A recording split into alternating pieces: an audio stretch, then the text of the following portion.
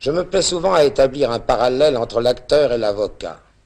Je prétends que les grands comédiens défendent les pièces qu'ils jouent et parfois les font acquitter quand elles sont coupables.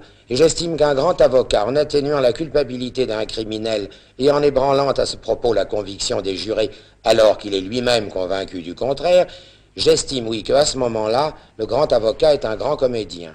Eh bien, figurez-vous que tous les avocats ne partagent pas mon opinion à cet égard. Et même, il m'a semblé parfois que cette façon de voir leur paraissait impertinente, alors que les acteurs, eux, ne s'en offusquent pas le moins du monde. Les maîtres du barreau ne comprennent probablement pas qu'en les comparant à des comédiens, je leur adresse le plus beau compliment que je puisse leur faire. Pour illustrer cette opinion si favorable, je vais vous conter comment j'ai pu cinématographier, faisant une plaidoirie, le plus grand, le plus illustre avocat d'assises de notre époque. J'ai nommé Maître Henri Robert, qui voulait bien m'honorer de son amitié et de sa confiance. Quand je montrais ce film en 1914, je racontais toute une histoire mensongère sur la façon dont j'avais dû m'y prendre pour le réaliser.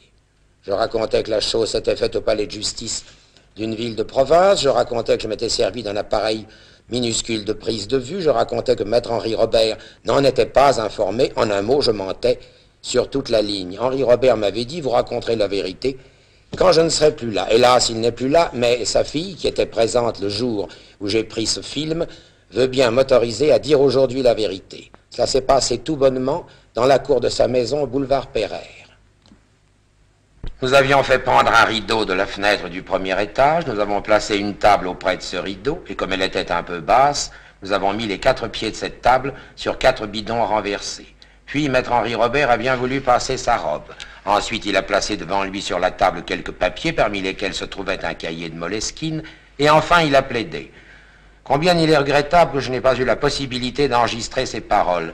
Mais je vous prie instamment de le croire. Maître Henri Robert a plaidé ce jour-là l'innocence d'une femme imaginée par lui, coupable d'un crime inventé de toutes pièces, et il l'a fait avec une force de persuasion, une éloquence vraiment admirable. Et il était à cette minute-là l'auteur et l'interprète d'un drame, et tout cela pourtant n'était qu'une comédie.